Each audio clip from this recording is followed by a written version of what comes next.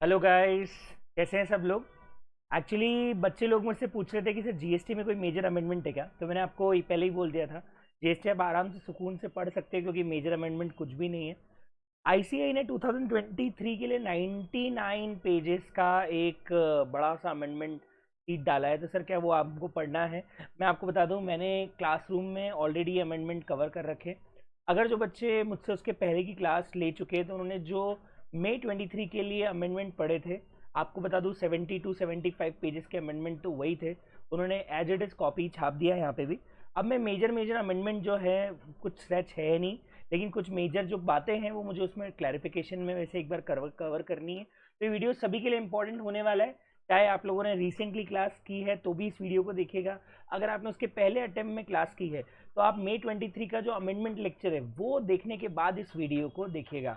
और आप उसके भी पहले क्लास कर चुके हो तो आप उसके हिसाब से और पुराने अमेंडमेंट्स भी देखते रहिएगा और अपने आप को अपडेट करते रहिएगा।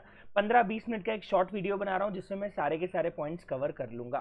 तो ये आपको मिल जाएगा आईसी की वेबसाइट से। सैटरडे अपडेट नवंबर 23 का 99 पेजेस का होगा शीट। अब इसमें पहले शो 2-3 पेजेस किसी काम के नहीं है। सबसे पहले आपको दिखेगा लीवी ऑफ जीएसटी कंपनसेशन सेस, आपके किसी काम का नहीं है। जीएसटी कंपनसेशन सेस इंटर के सिलेबस में है ही नहीं, पर 26 तक एक्सटेंड कर दिया है। मैंने बोला भी था क्लास में कि 5 साल के लिए पहले लाए थे पर प्रैक्टिकली अब उनको एक्सटेंड करनी ही थी, कर दिया। दूसरा इंपॉर्टेंट पॉइंट आप लोग देख सकते हो स्क्रीन पे, परक्विसिट्स हैं। कॉन्ट्रैक्चुअल अग्रीमेंट टू एम्प्लॉई को लेके जीएसटी लायबल नहीं है। मैंने ये चीज़ आपको बताई थी कि अगर एज ए एम्प्लॉई कोई परक्विसिट्स उसको मिल रहा है because of his or her contractual obligation to provide the services as an employment, in that case that perquisites is not taxable. तो ये बात हम क्लास में पहले ही कर चुके हैं, ये जून के अमेंडमेंट में ही कवर हो गया था। There is one more point जो कि मैंने क्लास में ही कवर कर दिया था कि अगर आप कोई पेनल्टी लगा रहे हो that is refrain from an act वाली services, to do not to do or refrain from an act, penalty लगा रहे हो, कोई कंपनसेशन ले रहे हो, लिक्विडिटी डैमेज ले रहे हो, तो उस पर जीएसटी लगेगा कि नहीं लगेगा मैंने आपको बताया था। अगर आप कोई अनलॉफुल एक्टिविटी कर रहे हो जो कि पहले से कोई कॉन्ट्रैक्चुअल अग्रीमेंट में नहीं है, इम्प्लाइड है कि साहब अब ये काम मत करो, आप ये करोगे तो हम पेनल्टी लगाएंगे, so it's not a contractual obligation, there are no bilateral agreement and there is no consideration for that agreement and that's why that kind of penalty is not taxable under GST। पर मैंने example लिए थे, अगर welfare society को चाहिए कि नहीं है लॉफुली आप 11 बजे तक म्यूजिक बजा सकते हो, लेकिन अगर हाउसिंग सोसाइटी बोलते कि 10 बजे म्यूजिक बंद कर दो, we are ready to pay you the compensation, then that will be covered as supply और उसके ऊपर जीएसटी लगेगा। तो लिक्विडिटी डैमेजेस, चेक बाउंस, वो सारी बातें मैंने आपको क्लास में भी बताई थी और इसके पहले वाले जून मई वाले अमेंडमेंट लेक्चर में भी कवर हो जाती है। तो कुछ पेजेस तो उसी में आईसीए ने ख़त्म कर दिए, तो सारी बातें हम लोग कवर कर चुके थे पिछले अमेंडमेंट लेक्चर में भी और क्लासरूम के डिस्कशन में भी। इसके बाद नेक्स्ट आप और आगे बढ़ेंगे तो you will find out that what is the next clarification और maybe I can say an update. मैं बता देता हूँ नेक्स्ट कौन सा है। No supply of service by the insured to the insurance company in lieu of no claim bonus offered. Insurance company no claim bonus देती है। अगर आपने पिछले साल कोई भी इंश्योरेंस क्लेम नहीं लिया है तो इस बार आपको 10-20% डिस्काउंट मिल जाता है। तो क्या 100 रुपए की प्रीमियम पे you get a 20% no claim bonus, तो whether how much is the premium taxable, is it 100 और is it 80? Of course 80। It's kind of a discount ना, it's kind of a trade discount. अब वो NCB के नाम से दे या trade discount के नाम से दे, ultimately you are getting the discount because you have not claimed your insurance policy in the last year, so of course it's a discount and therefore it will be excluded from your value। उसे आपको value में जोड़ने की जरूरत नहीं है। तो of course no claim bonus जो इंश्योरेंस कंपनी देती है वो एक तरह का डिस्काउंट होता है, तो उसी तरीके से पूरा पॉइंट चलेगा। अगला इंपॉर्टेंट चैप्टर 3 में है। इसमें जो अपडेट है मैं आपको पहले ही बता देता हूँ, फ्लाई ऐश ब्रिक्स और उनको भी ऐड किया था इस पॉइंट के अंदर।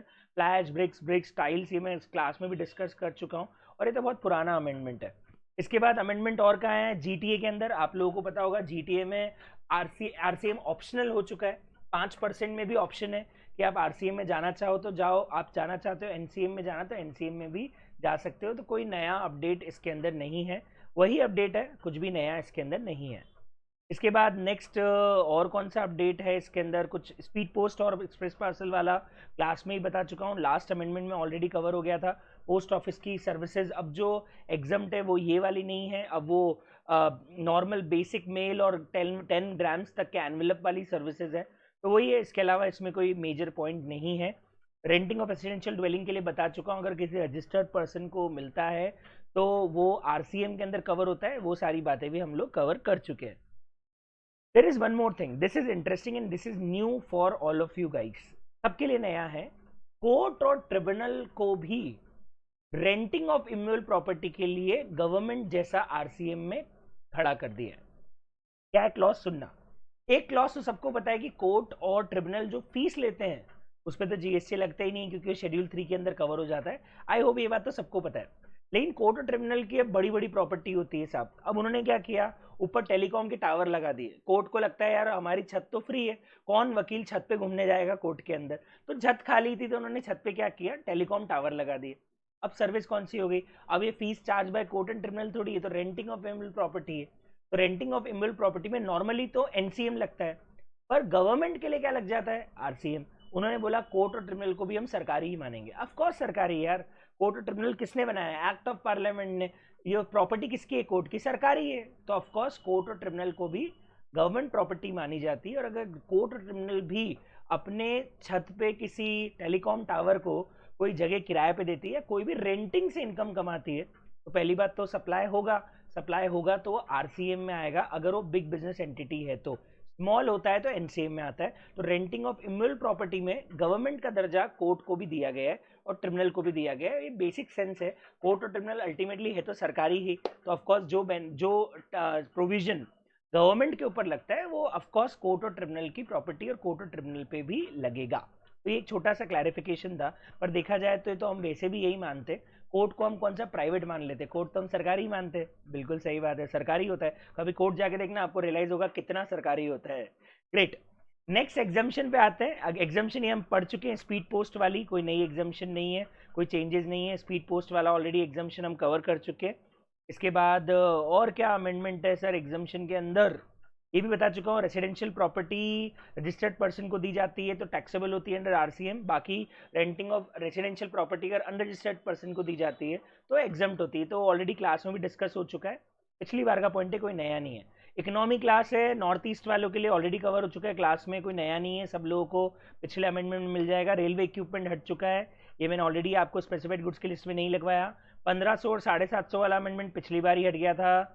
ये spices, copra, sugar cane, jaggery, raw vegetables, cotton flax, jute, indigo, unmanufactured tobacco, betel leaves, तेंदुल लीव्स, कॉफी, टी, इन सब का स्टोरेज वेयर हाउसिंग अब टैक्सेबल है. तो ये नाम याद रख लेना, किस किस का एग्जम्प्ट है और किस किस का टैक्सेबल है. किस किस का टैक्सेबल है वो मेनली आप याद रख लेना, वो बहुत काम का है.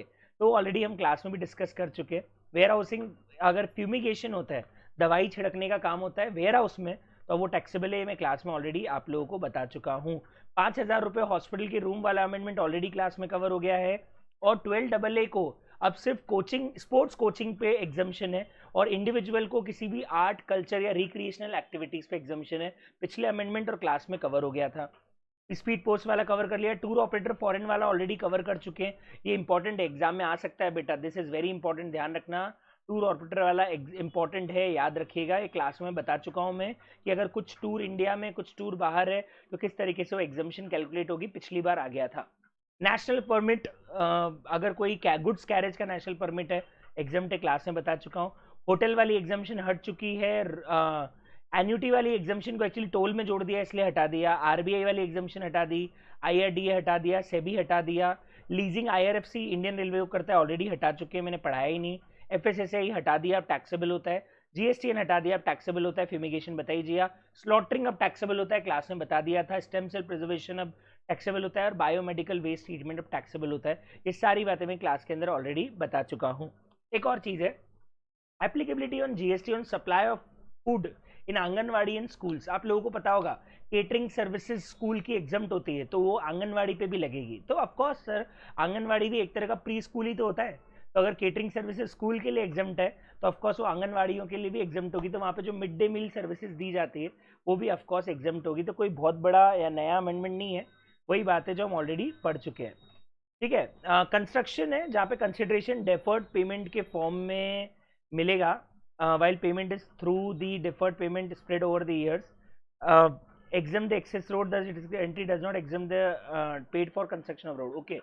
अगर मान लीजिए टोल नहीं है और गवर्नमेंट बोलती है कि साहब हम आपको 25 सालों में इसका पैसा देंगे, टोल नहीं है साहब, टोल नहीं है। टोल होता तो ऑफकोर्स वो एग्जम्प्ट होता। पर अगर मान लो गवर्नमेंट आपसे रोड बनवा रही है और बिल्डर को बोल रही है कि हम आपको 20 सालों में एन्यूटी के फॉर्म में इसका पैसा देंगे, अभी टोल नहीं है, क्योंकि इसका टोल जो होता है वो पर व्हीकल पर गाड़ी लिया जाता है, and that is for access for that vehicle. If it's access for vehicle then of course it is taxable.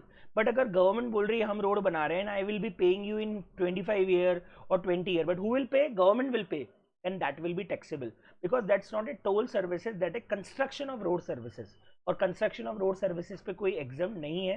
तो ध्यान रखना, अगर आपको एन्यूटी के फॉर्म में साल भर में गवर्नमेंट 25 सालों में, 20 सालों में, 15 सालों में रोड का पैसा चुका रही है, but it's not a toll, then of course it will be taxable, फिर वो एग्जाम नहीं होगा। ठीक है। Clarification regarding GST on supply by various services of central and state board. Yes, अब गवर्नमेंट की बहुत सारी बोर्ड्स होती है अदर अदर, जैसे सीबीएसई होता है, एमपी बोर्ड होता है, राजस्थान बोर्ड्स होते हैं, तो क्या उन्हें एजुकेशन इंस्टीट्यूशन माना जाएगा और उनकी दी जाने वाली जो स्टूडेंट को सर्विसेज हैं क्या वो एग्जम्प्ट होगी? उसको लेके एक फाइनल क्लैरिफिकेशन आ चुका है। कोई वैसे कोई बहुत बड़ी बात नहीं है, पर यस अपन इसको यहाँ पे समझ सकते हैं कि एग्जैक्टली क्या बोलना चाह रहा है। Yes, it is clarified that GST is exempt on services provided by central or state board. Of course it will be exempt. तो अगर कोई एग्जामिनेशन लेता है, एडमिशन लेता है, तो इवन अगर कोई बोर्ड भी है, स्टेट या सेंट्रल बोर्ड भी है, तो उसकी सर्विसेज ऑफ कोर्स एग्जम्प्ट होगी। जीएसटी की सर्विसेज इनकी एग्जम्प्ट होगी। अगर ये एग्जाम सर्विसेज किसी और से भी ले रहे हैं, तो मतलब इनको स्कूल का ही दर्जा दिया गया है, तो boards are equivalent to school, और ये लोग जो है, ये जितना भी स्टूडेंट्स को एग्जाम की सर्विसेज दे रहे हैं या कोई एग्जाम की सर्विसेज ले रही है, वो सब हो जाएगी एग्जाम। लेकिन इनकी कौन सी सर्विसेज टैक्सेबल होगी? GST applicable to other services provided by such boards which are not related to an student, like कोई प्रोफेशनल एसिलरेशन के लिए कोई आप कोई सर्टिफिकेशन दे रहे हो जो कि आपका एक नॉर्मल रिकॉग्नाइज कोर्स नहीं है। तो मान लीजिए कोई बोर्ड है जो कोई ऐसा सर्टिफिकेट प्रोग्राम चलाता है that is not a recognised course, then that will be taxable. तो स्कूल के लिए भी था, कॉलेज के लिए भी था। अगर कोई कॉलेज ऐसा डिप्लोमा दे रहा है which is not recognised by law, तो वो जैसे स्कूल कॉलेजेस के लिए टैक्सेबल था, वैसे ही बोर्ड्स के लिए भी टैक्सेबल होगा। इसका मतलब उन्होंने सीबीएसई और जितने भी स्टेट बोर्ड्स है ना, उन सबको स्कूल और एजुकेशन इंस्टीट्यूशन का ही दर्जा दिया है। और जैसे एक एजुकेशन इंस्टीट्यूशन की स्टूडेंट्स को या एंट्रेंस एग्जाम की सर्विसेज ली हुई और दी हुई एग्जाम्प्ट होती है, बोर्ड्स की भी एंट्रेंस एग्जाम की सर्विसेज ली हुई दी हुई एग्जाम्प्ट होगी। अगला है गारंटी लोन वाला था, तो अपन ऑलरेडी इसमें कुछ क्लैरिफिकेशन खास नहीं है। ये लिखा हुआ है guarantee of loan by central for is specifically exempt under 34 है, नथिंग इंपॉर्टेंट, छोड़ सकते हैं इसको। Clarification regarding coaching services supplied by coaching institution and NGO under the central sector scheme of scholarship. अरे भैया ये आ गई ट्रेनिंग वाली। अगर कोई coaching institute government sponsored scheme के अंदर ट्रेनिंग दे रहा है, मैंने क्लास में ही बताया था, जैसे मैं ट्रेनिंग देने गया था कुछ फौजी लोगों को, तो गवर्नमेंट स्पॉन्सर्ड थी, तो मुझे उस पर जीएसटी नहीं लगा था। वैसे यहाँ पे अगर कोई भी कोचिंग दे रहा है और अगर वो गवर्नमेंट स्पॉन्सर्ड है, 100% एक्सपेंडिचर बॉर्न है या 75% expenditure born by the government है, तो ऑफकोर्स वो एग्जाम्प्ट हो जाएगा। तो अब वो चाहे कोचिंग दे, चाहे मेरे जैसा प्राइवेट पर्सन दे, कोई एनजीओ दे, अल्टीमेटली वो एग्जाम्प्ट होगा। ये मैं ऑलरेडी क्लैरिफिकेशन बता चुका हूं। अगर कोई ओवरलोडिंग चार्जेस टोल ले रहा है या कोई एक्स्ट्रा फास्टैग नहीं होने का एडिशनल अमाउंट टोल ले रहा है या इस तरह की कोई पेनल्टी टोल लगा रहा है, तो टोल चार्जेस ही माना जाएगा। तो जो टोल पे आप ओवरलोडिंग चार्जेस देते ट्रक वाले या हम लोग फास्टैग नहीं होने पे डबल टोल देते हैं, वो टोल जैसे एग्जाम्प्ट होता है, उसके ऊपर कोई जीएसटी नहीं लगेगा। इसके बाद clarification regarding renting of vehicle to STU and local authorities है, कोई मेजर चेंज नहीं है, वही है। रेंट पे देना है, हायर पे देना है, एक ही बात होती है। तो अगर रेंट पे दिया है, हायर पे दिया है, तो एग्जाम्पशन के अंदर कवर होगा, कोई भी नई बात नहीं है। रेंटिंग और hiring is same, of course same. तो उन्होंने बोला रेंटिंग को भी हम हायरिंग जैसा मानेंगे और उस पर एग्जाम्पशन देंगे, तो कौन सी नई बात है? ये बात तो ऑलरेडी हम कवर कर चुके हैं। माइग्रेशन सर्टिफिकेट मैंने आपको बताया था, क्लास में ही बताया था, पिछले अमेंडमेंट लेक्चर में भी कवर्ड है। स्कूल अगर अपने एक्स स्टूडेंट को माइग्रेशन सर्टिफिकेट देता है तो उस पर भी एग्जाम्पशन है, वही बात है, कोई नया नहीं है। अगला है clarification regarding GST on transport of mineral from mining pit to railway by deployed with driver for specific duration. Of course वो तो रेंटिंग ऑफ ट्रक्स के अंदर कवर हो जाएगा, तो उसके ऊपर कोई नया पॉइंट नहीं है, और रेंटिंग ऑफ ट्रक के अंदर कवर होगा, कुछ भी खास बात नहीं है। Honorarium to gas tanker GST taxable होता है। ऑनेरियम कोई गैस टैंकर कहीं आ रहा है और ऑनेरियम मिल रहा है, टैक्सेबल है, कोई एग्जाम्पशन नहीं, सिर्फ क्लैरिफिकेशन है, तो उसमें कोई नई बात नहीं है। आईवीएफ और जो भी ऐसे हेल्थ केयर सेंटर होते हैं जहाँ पे प्रेगनेंसी के इश्यूज ठीक किए जाते हैं और इस तरह का टेस्ट ट्यूब बेबी सेंटर होते हैं, आईवीएफ होता है, तो ऑफकोर्स फर्टिलिटी क्लिनिक्स होते हैं, वो लोग ऑफकोर्स हॉस्पिटल के दर्जे में आते हैं। क्लास में मैंने बता दिया था, कोई भी नया पॉइंट इसको लेके नहीं है।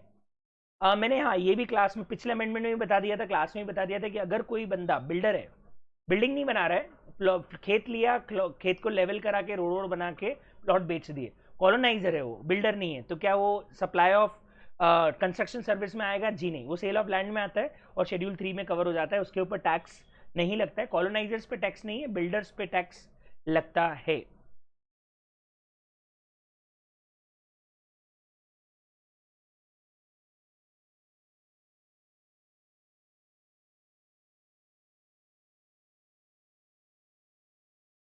Yes, does not attract GST, वही चीज यहाँ पे कवर होगी।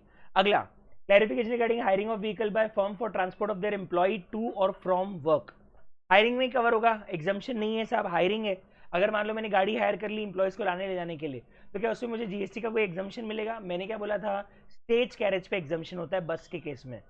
स्टेज कैरेज क्या होता है? एक स्टेशन से दूसरे स्टेशन, आपने पूरी बस ही हायर कर ली और बोला कि ऑफिस से आना, ऑफिस से सारे इंप्लॉयज को ले जाके उनके घर छोड़ देना, तो प्राइवेट बस हो गई, चार्टेड बस हो गई और उस पर कोई एग्जाम्पशन नहीं मिलता है, ये बात भी मैंने बता चुकी है।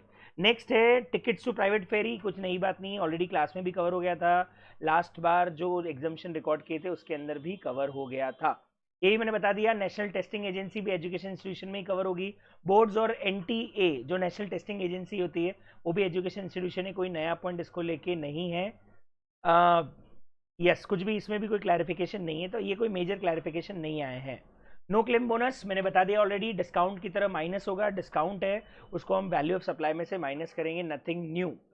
यही मैं बता दिया कि जीएसटीआर 2B में जितना होता है उतना ही, पहले वो 5% वाला क्लॉज था वो हट चुका है, 2B में जितना आईटीसी मिलेगा उतना ही आईटीसी आप क्लेम कर पाओगे, उसके अलावा कोई आईटीसी क्लेम नहीं कर पाओगे। और एक शर्त और थी, आईटीसी रेस्ट्रिक्टेड नहीं होना चाहिए, अगर उसको रेस्ट्रिक्ट कर दिया है तो फिर उसकी आपको आईटीसी नहीं मिलेगी। तो ये सारी बातें क्लास में भी कवर हो चुकी है और लास्ट अमेंडमेंट में कवर है, नई बात कुछ भी नहीं है इसके अंदर। टाइम लिमिट चेंज हो गया है, सबको पता है, सितंबर की जगह टाइम लिमिट अब 30 नवंबर हो चुका है हर जगह, तो वो कोई नया पॉइंट नहीं है, एग्जैक्ट सेम बात है। ये एक इंपॉर्टेंट क्लैरिफिकेशन आया है, वो सुनना बहुत इंपॉर्टेंट है, ये सबके लिए काम का है। मान लीजिए हमने पढ़ा था time limit of issuing invoice, और मैंने वहां बताया था आपको कि आप आईटीसी कब तक ले सकते हो, time limit of claiming ITC, याद है आप लोगों को? जिस साल का इनवॉइस है वहां से अगले साल की 30 नवंबर या date of final annual return whichever is early है, याद है? बहुत बढ़िया। उसी में एक छोटा सा पॉइंट है, अगर डेबिट नोट से आप आईटीसी क्लेम कर रहे हो तो ध्यान रखना, इनवॉइस की डेट से टाइम लिमिट काउंट नहीं होगा, डेबिट नोट की डेट से टाइम लिमिट काउंट होगा। तो मान लो बिल था जनवरी का, डेबिट नोट आया मई में, तो आपका अगले साल फाइनेंशियल ईयर काउंट हो जाएगा और वहां से उसके अगले साल 30 नवंबर काउंट होगा। तो पहले एक इशू होता था क्योंकि लॉ में लिखा था इनवॉइस से 30 नवंबर, पर अब यहां लिख दिया कि अगर डेबिट नोट है तो डेबिट नोट से 30 नवंबर काउंट करना है, ना कि आपको इनवॉइस से, विच एवर इज लेटर से होगा। मतलब अल्टीमेटली उनका ये बोलना है, ऑफकोर्स डेबिट नोट बाद में आया होगा, तो उन्होंने एग्जाम्पल के फॉर्म में लिखा भी है कि doubt arouses that following dates are relevant to determine the financial year, date of issuing debit note and date of issuing underlying. It is in this regard circular that in case of debit note, the date of issuing of debit note shall determine the relevant financial year for the purpose. Debit note, not invoice. तो invoice पिछले साल का, debit note इस साल का है, तो मेरा इस साल से अगले साल के 30 नवंबर तक का टाइम लिमिट क्लेम करने का मिलेगा। तो ध्यान रखना, इनवॉइस से नहीं, डेबिट नोट से अपने को टाइम लिमिट काउंट करनी रहेगी। ये एक नया पॉइंट और है जो मुझे अमेंडमेंट में बताना था। उसके अलावा availment of ITC not blocked in case of leasing other than leasing of motor vehicle, हाँ ये हमने पहली बात कर चुकी है, सिर्फ मोटर व्हीकल जो पैसेंजर वाले उनकी रेंटिंग और उनके ऊपर आईटीसी ब्लॉक्ड है। तो आप अगर मान लीजिए ट्रक किराए पे ले रहे हो तो उस पर आईटीसी ब्लॉक्ड है क्या? बिल्कुल भी नहीं। आप ट्रैक्टर किराए पे ले रहे हो तो आईटीसी ब्लॉक्ड है? बिल्कुल भी नहीं। आप क्रेन या किसी और तरह की गाड़ी किराए पे ले रहे हो तो उस पर आईटीसी ब्लॉक्ड है? बिल्कुल भी नहीं। आप 13 पैसेंजर से ज्यादा वाली गाड़ी किराए पे ले रहे हो तो उस पर आईटीसी ब्लॉक्ड है? बिल्कुल भी नहीं। यही बात यहाँ उन्होंने क्लैरिफिकेशन के अंदर दी हुई है कि जिसपे कैपिटल गुड्स पे आईटीसी ब्लॉक्ड है ना, वही यहाँ पे ब्लॉक्ड, रेंटिंग भी उसकी ब्लॉक्ड होगी, बाकी सारी आईटीसी ब्लॉक्ड नहीं है। और कोई मेजर अमेंडमेंट नहीं सर, ये काम का नहीं है, मत पढ़ना, ये भी काम का नहीं है, ये फालतू की चीजें दी हुई है, किसी काम की नहीं है। ये 180 डेज वाला क्लॉज, ये बता चुका हूँ क्लास के अंदर। क्या था? पार्टली पेमेंट किया तो हम क्या करते थे बताओ? 80 सेक्शन 16 में अगर आपने 180 दिन के अंदर आईटीसी का बाद पेमेंट करना रहता है बिल से, पार्टली पेमेंट क्या करे तो क्या करते थे, पार्टली ही आईटीसी रिवर्स करते थे। तो ये बात मैंने ऑलरेडी बोल रखा था, इसको उन्होंने बाद में जाके क्लैरिफिकेशन में डाल दिया, पर एक क्लास में भी समझाया वो यही है कि अगर 50% पेमेंट किया तो आपको प्रोपोर्शनेट आईटीसी रिवर्स करनी है। आधा पेमेंट कर दिया तो मैं पूरी आईटीसी रिवर्स क्यों करूंगा, ऑफकोर्स प्रोपोर्शनेट आईटीसी ही रिवर्स करूंगा। वही बात यहाँ पे लिखी हुई है, कोई नई बात नहीं है। ये भी हमने पढ़ लिया, कुछ नया नहीं है। बैंकिंग में वो 50% वाले को लेके क्लैरिफिकेशन है, पर छोड़ सकते हो, कुछ भी नया नहीं, कोई नई बात इसके अंदर नहीं है। कुछ सेक्शन के नाम हटाए हैं पर उससे हमारे कॉन्सेप्ट पे कोई फर्क नहीं आता है, आप इसको छोड़ सकते हो, ठीक है। इसके बाद और कोई इंपॉर्टेंट प्रोविजन दिख रहा है क्या मुझे? हाँ ये भी नया है, अगर आईटी नया पॉइंट नहीं है, ये भी पुराना है। आपको 6 महीने के अंदर अगर आपने पेमेंट नहीं किया तो क्या करना पड़ता था, आईटीसी ब्लॉक हो जाती थी। अब उसके लिए हमने बोला था कि बाद में जाके रीअवेल करते हैं, तो उसके लिए हमारा टाइम लिमिट अप्लाई नहीं होता है, ठीक है। तो वही, कोई नया पॉइंट नहीं है, कोई नई बात नहीं है, सेम बात है, नथिंग इंपॉर्टेंट। रजिस्ट्रेशन में पहला वाला पॉइंट किसी काम का नहीं, फ्लैश ब्रिक्स को ऐड किया है, नथिंग इंपॉर्टेंट। उसके अलावा कंपोजिशन के लिए 3 महीने कर दिए हैं, मैंने ऑलरेडी नोट से ही बता चुका है, प्रीवियस अमेंडमेंट में कवर्ड है कि कंपोजिशन को 3 महीने ही मिलते हैं, उसको पूरा 6 महीने का टाइम पीरियड नहीं मिलता है। मैंने भी बता दिया था सस्पेंडेड रजिस्ट्रेशन जो है वो डीम्ड रेवोक हो जाएगा अगर आपने रिटर्न भर दिए। तो वापस सुन लेना एक बार, कोई खास बात नहीं है। मान लो आपको नोटिस आया कि आपका जीएसटी नंबर सस्पेंड करते हैं क्योंकि हमको आप पे डाउट है, अब जब तक इंक्वायरी चल रही है तब तक जीएसटी नंबर क्या हो जाएगा, सस्पेंड। तो अगर मान लो आपने रिटर्न नहीं भरने के कारण आपका जीएसटी कैंसिल हो रहा है, तो उन्होंने अभी सस्पेंड किया, अब आप उसी बीच में फटाफट सारा रिटर्न भर लेते हो तो आपका सस्पेंशन कैंसिल, और आगे वो कोई और प्रोसीडिंग करेंगे ही नहीं, क्योंकि उनको पता है कि आपने जो गलती करी थी उसको आपने कैंसिलेशन ऑर्डर के पहले ही सुधार दिया। तो अगर आपने ड्यूरिंग सस्पेंशन पीरियड सारे रिटर्न्स फाइल कर दिए तो फिर आपका आगे कैंसिलेशन प्रोसीडिंग वहीं की वहीं खत्म हो जाएगी और आगे नहीं बढ़ेगी। तो कोई नई बात नहीं है, बहुत ही सिंपल बेसिक सी बात है, कोई नई बात इसके अंदर मुझे नहीं लग रही है। Registration liable to be cancelled if monthly return filer fails to file return consecutively for 6 month और QRMP वाले 2 टैक्स पीरियड। तो ये तो नई बात नहीं है, तो पुरानी बात है, ऑलरेडी कर चुके हैं। Pan link, mobile number, procedure of registration है, कोई काम का नहीं है, आप स्किप कर सकते हो इसको, नथिंग इंपॉर्टेंट। ये पूरा रजिस्ट्रेशन प्रोसीजर हम लोग ऑलरेडी पढ़ चुके हैं, पर हाँ इसमें एक इंटरेस्टिंग ऐड और हुआ है। तो ये वाला डायग्राम बहुत काम का है, आपको मिल जाएगा ये वाला, जरूर एक बार आप डाउनलोड करके इसका प्रिंट आउट भी निकाल लो, निकालना हो तो, नहीं तो कम से कम इसको रिवाइज करने के लिए स्क्रीन पे जरूर ले लेना। ये बहुत काम की बात है, रजिस्ट्रेशन प्रोसेस। अब हम लोगों ने पढ़ी है, याद करो 7 दिन और 30 दिन वाला क्लॉज सबसे पढ़ा है, एक बार स्क्रीन पे अपन देख लेते हैं क्या लिखा हुआ है। प्रॉपर ऑफिसर एग्जामिन करेगा, अगर सब कुछ सही लगा तो 7 दिन में दे देगा। अगर आपने आधार वेरिफिकेशन नहीं किया तो 7 दिन की जगह कितने दिन हो जाते हैं, 30 दिन। ये भी हम लोगों ने पढ़ा था। एक और खास बात इसमें ऐड हुई है, कौन सी वाली सर, आप देखना स्क्रीन पे जो मैं ये हाईलाइट कर रहा हूँ, ये वाली। अगर मान लो एक बंदे ने आधार ऑथेंटिकेशन किया है तो उसको कितने दिन के अंदर रजिस्ट्रेशन मिल जाना चाहिए, 7 दिन पढ़ा था। आधार ऑथेंटिकेशन नहीं करते हैं तो मिलते हैं 30 दिन, आधार ऑथेंटिकेशन किया है तो मिलते हैं 7 दिन, पढ़ा था। इसमें एक खास बात है, अगर मान लो एक आदमी डाउटफुल है, डाउटफुल कैसे, उनका डेटा और उनका एनालिटिक्स बता रहा है, उन्होंने भी अपना एक डेटा एनालिसिस जो है पूरा बना रखा है, और इस आदमी को देख के लगता है, मैं जैसे मान लेता हूँ निखिल गोकुल, एक टाइमली रिटर्न नहीं भर रहा है, ये बंदा है ना डाउटफुल है, इसके पैन कार्ड में लोचा है, इनकम टैक्स पे नोटिस आ चुके हैं, बैंक फ्रॉड किए हुए हैं, बहुत लफड़े हैं इसके, पुराने भी इसके किसी न किसी फॉर्म में लोचे थे। अब ये आदमी नया जीएसटी अप्लाई कर रहा है, अब मेरे को इस आदमी पे डाउट है कि यार इस आदमी को बिना फिजिकल वेरिफिकेशन किए मैं कैसे जीएसटी दे दूं। तो इन केस आधार ऑथेंटिकेशन करने के बावजूद भी आदमी खराब है ना, आदमी है, तो आधार ऑथेंटिकेशन बताता है कि आदमी है कि नहीं, बोगस तो नहीं है, आदमी है पर आदमी चोर है, तो कम से कम चोर आदमी के लिए आप फिजिकल वेरिफिकेशन करोगे, बाकी सब करोगे, तो आधार ऑथेंटिकेशन होने के बाद भी 30 दिन देगी सरकार। हाँ, रजिस्ट्रेशन प्रोसेस में नॉर्मली आधार ऑथेंटिकेशन के वाले केस में 7 दिन ही मिलते ना, पर अगर आदमी की शक्ल पे लिखा है कि मैं चोर हूं तो फिर आपको 7 दिन नहीं 30 दिन ऑफिसर को मिलेंगे उसको पूरा वेरीफाई करने के लिए। ये एक नई बात है जो ऐड हुई है, और यहाँ पे भी वही बात यहाँ पे भी लिखी हुई है कि वो फिजिकल वेरिफिकेशन करेगा और 30 डेज यहाँ पे उसको मिलेंगे। अगर उसका डेटा एनालिसिस ये बोलता है कि भैया ये आदमी रिस्की है तो साइट वेरिफिकेशन होगा, चाहे आपने आधार ऑथेंटिकेशन किया हो चाहे आपने आधार ऑथेंटिकेशन नहीं किया हो। क्लियर, बहुत बढ़िया, ये एक इंपॉर्टेंट बात है जो इसमें नई ऐड हुई है, बाकी सारी बातें एग्जैक्टली सेम है, कोई नई बात इसके अंदर और नहीं है। आधार ऑथेंटिकेशन कैसे करना है उसकी प्रोसेस दी है। मेरे हिसाब से कोई एग्जाम के अंदर वो लोग ये नहीं पूछेंगे कि बताओ आधार ऑथेंटिकेशन कैसे करना है। जो मेरे को रिस्क बेस्ड वाला बताना था वो मैंने बता दिया। इनको आधार ऑथेंटिकेशन करना पड़ता है ये मैं ऑलरेडी क्लास में बता चुका हूँ। प्रोप्राइटरशिप फर्म में प्रोप्राइटर, पार्टनरशिप फर्म में कोई भी एक पार्टनर कर दे तो चलेगा, एचयूएफ में करता कर दे, कंपनी में एमडी कर दे, या कोई होल टाइम डायरेक्टर कर ले, अगर कोई मेंबर सोसाइटी है तो मेंबर कर ले, या कोई ट्रस्ट है तो ट्रस्टी कर ले। ये भी मैं आपको ऑलरेडी बता चुका हूँ। इसके बाद ये पूरा पॉइंट वही है, वही चीज़ रिपीट कर रहे हैं वो लोग, रिस्क आइडेंटिफायर, और ये सारी बातें भी हम लोग कर चुके, कोई नई बात नहीं इसके अंदर, प्रोसेस दिया था। बढ़िया। ई इनवॉइसिंग, ये ध्यान रखना, मैंने क्लास में बोला था कि आईसीआई की जब अपडेट आ जाएंगे तो बता दूंगा।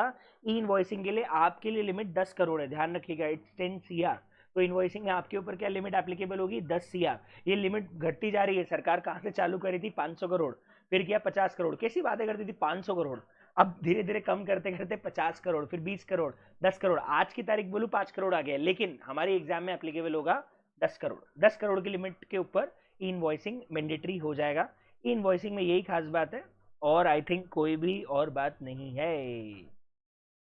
ठीक है, देख लेता हूं मैं, और कोई इंपॉर्टेंट बात लगेगी तो ठीक, नहीं तो यही इंपॉर्टेंट बात है जो यहाँ पे समझनी थी।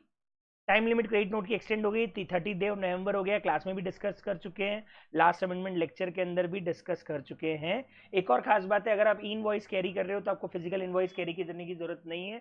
ध्यान रखना, अगर ई इनवॉइस कैरी कर रहे हो तो फिजिकल इनवॉइस कैरी, ई इनवॉइस अगर आपने बना लिया और आपके पास बार कोड है तो फिजिकल इनवॉइस नहीं भी कैरी करोगे तो चलेगा। इसके अलावा और कोई खास बात मेरे हिसाब से तो नहीं है। पेमेंट ऑफ टैक्सेस में सिर्फ सेक्शन नंबर्स कुछ हटाए, मैं आपको बता दूं आपके लिए कोई भी अमेंडमेंट नहीं है, सेक्शन नंबर्स कुछ हटाए हैं और कुछ भी नहीं है। एक छोटी सी बात उन्होंने बोली कि भैया अब हम सिर्फ इंटरनेट बैंकिंग ही नहीं, यूपीआई और आईएमपीएस से भी आपका चालान डिपॉजिट करने का ऑप्शन देंगे। अभी तक तो वैसे खोला नहीं है लेकिन खोलने वाले हैं, धीरे ये होगा कि वॉलेट और आईएमपीएस से भी आप जीएसटी के चालान भर पाओगे। अभी तक तो हम नेट बैंकिंग पे ही थे, अब यूपीआई और आईएमपीएस भी वो लोग चालू कर रहे हैं। अभी डेबिट कार्ड क्रेडिट कार्ड तो चालू किए ही नहीं है, करेंगे, पर अभी तो यूपीआई और आईएमपीएस चालू करने का चल रहा है, अभी आ गया नोटिफिकेशन, अब करेंगे। तो रेट ऑफ इंटरेस्ट क्या रहेगा आईटीसी रॉन्ग अवेल करने पे, अभी रिड्यूस करके 18 हो गया है, मैंने क्लास में 18 ही बताया। अगर आप आईटीसी रॉन्गली अवेल करते हो तो आपके ऊपर 18% का ब्याज लगेगा। Manner of calculation of interest ये भी बता चुका हूं मैं आप लोगों को, क्लास में ही बता दिया था, लास्ट अमेंडमेंट में कवर हो गया था, कोई नई बात इसके अंदर नहीं है। इलेक्ट्रॉनिक क्रेडिट लेजर के मैनर ऑफ यूटिलाइजेशन में कोई खास बात नहीं है, हमने बता दिया था कि साहब आप किस किस का आईटीसी से क्रेडिट से कर सकते हो, सिर्फ टैक्स लायबिलिटी, आरसीएम टैक्स भरना है या कोई टीडीएस टीसीएस भरना है, ये सब आपको भरना पड़ेगा बाय कैश, आप उसको क्रेडिट से भर नहीं सकते, कोई नई बात इसके अंदर नहीं है। इलेक्ट्रॉनिक लाइबिलिटी लेजर में डेबिट क्या क्या होता है, कोई नई बात नहीं है। इन्होंने बोला amount of tax, actually section number हटाना था, जो सेक्शन 42 और 43 है ना ये अब हट गए, तो उन्होंने कही जगह क्या लॉ में सिर्फ सेक्शन नंबर को हटाने के लिए उस प्रोविजन को काटा है, तो हमारे लिए एग्जाम पॉइंट ऑफ व्यू से किसी भी खास बात को कवर नहीं कर रहा है, तोड़ सकते हैं इसको, कुछ भी खास बात नहीं है। ये भी एक प्रोसीजरल अमेंडमेंट है, कोई मेजर इसके अंदर डिस्कशन नहीं है। अब रिटर्न के अंदर क्या क्या अमेंडमेंट है, सबसे पहले जीएसटीआर 1 भरने के लिए आईएफएफ फैसिलिटी किसको मिलेगी, मैंने आपको बताया था जिसने पिछले महीने का रिटर्न भरा है वही आईएफएफ यूज कर सकता है। अगर आपने पिछले महीने का रिटर्न नहीं भरा है तो आप आईएफएफ फैसिलिटी यूज नहीं कर पाओगे। उसमें मॉड्यूल में एक पॉइंट दिया था 99% वाला, वो काट दिया है, नहीं है वो पॉइंट, लेकिन उसमें एक नया पॉइंट जोड़ दिया है, और वो है registered person to whom an intimation has been issued on common portal under the provision of rule 88C shall not be allowed to furnish the detail of outward supply or using the IFF facility unless he has either deposited the amount specified in the said intimation। क्या होता है 88C करके एक rule add किया है जिसके अंदर सरकार को जब भी लगता है कि कोई आदमी टैक्स फ्रॉड कर रहा है तो उसको एक डिमांड नोटिस जारी करते हैं, कोई पेमेंट का नोटिस जारी करते हैं। अब मान लीजिए रूल 88C जो है वो अप्लाई हो गया, तो आप जब तक 88C के अंदर जो पेमेंट बोला है वो कर नहीं देते या एक सेटिस्फैक्ट्री एक्सप्लेनेशन नहीं दे देते, तब तक हम आपको फिर जीएसटीआर 1 और आईएफएफ भरने नहीं देंगे। अगले महीने का जीएसटीआर 1 और आईएफएफ तभी भर पाओगे जब आपने पुरानी 88C की कोई डिमांड या इंटीमेशन है उसका या तो प्रॉपर आंसर कर दिया है या उसका पेमेंट कर दिया है, अदरवाइज हम आपको जीएसटीआर 1 भरने या आईएफएफ फैसिलिटी का यूज करने नहीं देंगे। ये एक नया पॉइंट यूज हुआ है, एग्जाम में क्वेश्चन बार बार आ चुका है कि who is the person who is debarred from filing GSTR 1 और आईएफएफ, तो उसमें एक नया पॉइंट ऐड कर लेना, ये वाला 88C वाला। बाकी ये पॉइंट तो ऑलरेडी मैंने कवर कर दिए थे क्लास के अंदर, मॉड्यूल में भी है। एक नया पॉइंट कवर कर लेना 88C वाला, ये बहुत काम का पॉइंट है। उसके अलावा ये सारे रूल नंबर हट गए हैं, आपके लिए किसी काम का नहीं है, और ये बाकी कोई प्रोसीजरल रूल आपके लिए काम के नहीं। सिर्फ रूल नंबर हटाने के लिए इन्होंने पैराग्राफ दिया है, आपको बिल्कुल भी नहीं पढ़ना है इसमें, सिर्फ रूल नंबर और सेक्शन नंबर हटे हैं। ये आपको कहीं भी एग्जाम में काम में आने वाला नहीं है, एग्जाम के लिए बिल्कुल भी काम का नहीं है सब। 30 नवंबर किया है, बेयर एक्ट वाला पोर्शन है, आपके किसी काम नहीं आएगा। लेट फी का ऑलरेडी मैं आपको एक पूरा चार्ट पढ़ा चुका हूँ क्लास में भी, और लास्ट अमेंडमेंट में भी कवर हो गया था। कोई चेंज नहीं है, यही लेट फी एप्लीकेबल है, कोई चेंज इसके अंदर नहीं है, कोई डिफरेंस इसके अंदर नहीं है, कोई बड़ी बात इसके अंदर नहीं है। खत्म खत्म खत्म खत्म खत्म खत्म। ये रूल 88C का क्लॉज दिया है, ये क्या है मैं आपको बता देता हूँ। रूल 88C दिया है लास्ट में, वही बता देता हूँ। मान लो जीएसटीआर 1 और 3B में डिफरेंस आ रहा है। 1 में मैंने बिल चढ़ाए 1 करोड़ के, तो टैक्स बनना चाहिए था 18% की रेट से 18 लाख रुपए। मैंने 3B में टैक्स भरा है 12 लाख रुपए, तो सरकार बोलती वारे तू बिल जनरेट कर रहा है 18 लाख के और टैक्स कितना भर रहा है 12 लाख, तो तेरे आईटी या जीएसटीआर 1 और 3B में आ गया मिसमैच। अब पिछले महीने तेरा 6 लाख रुपए का मिसमैच आ रहा है, अब हम तेरे को इस महीने का रिटर्न क्यों भरने देंगे? पहले तो पिछले महीने का 6 लाख का मिसमैच जो आ रहा है उसको ठीक कर कि भैया 1 में तेरा लाइबिलिटी ज्यादा आ रहा है और 3B में तूने टैक्स कम भरा है, तो या तो उसको बराबर कर, अदरवाइज हम आपको इस महीने का जीएसटीआर 1 डी बार कर देंगे। तो 88C ये रूल ऐड हुआ है जो बताता है कि अगर 3B और जीएसटीआर 1 में लाइबिलिटी में डिफरेंस है और आपका जीएसटीआर 1 में जो लाइबिलिटी आ रहा है आपने 3B में वो टैक्स नहीं भरा है, तो उस केस में रूल 88C में डिपार्टमेंट आपको देगा एक नोटिस। उस नोटिस का आपको करना पड़ेगा रिप्लाई, और विद इन 7 डेज उसका एक्सप्लेनेशन देना पड़ेगा कि भैया क्या है। या फिर एक काम कर, वो डिफरेंशियल लाइबिलिटी भर दे तो कोई प्रॉब्लम नहीं है, या फिर नोटिस का रिप्लाई दे, नहीं देगा तो हम तेरा अगले महीने का जीएसटीआर 1 कर देंगे डी बार, क्योंकि तुझे रूल 88C में आया है नोटिस। ये हो गए हमारे सारे अमेंडमेंट। मैंने बोला था कोई मेजर अपडेट नहीं है, पर ये सारी अपडेट हो गई हमारी कवर। अब आपको करना है इन सब की अच्छे से तैयारी। बेस्ट ऑफ लक, और जीएसटी को करिएगा अच्छे से रिवाइज। Thank you.